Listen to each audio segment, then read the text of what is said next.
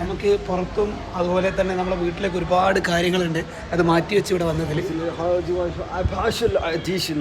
നമ്മുടെ കൂട്ടത്തിൽ പലരും വെക്കേഷൻ ആയതുകൊണ്ട് തന്നെ പുറത്ത് ആണ്, അവർക്കിവിടെ എത്താൻ പറ്റിയിട്ടില്ല.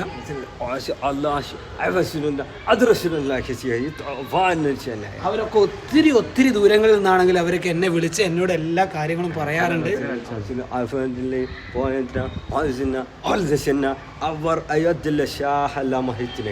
നമുക്കറിയാലോ, നമ്മുടെ കന്നിപ്പുരയിലെ മാളാത്ത, അതുപോലെ തന്നെ താഴത്ത് നമ്മുടെ മാനേജറുടെ വീട്ടിലെ അടുക്കളയിൽ നിന്നൊക്കെ പലപ്പോഴും നമുക്ക് പലതും കൊണ്ടുവരാറുണ്ട്. അതിലൊക്കെ എനിക്ക് അങ്ങേയറ്റം സന്തോഷമുണ്ട്.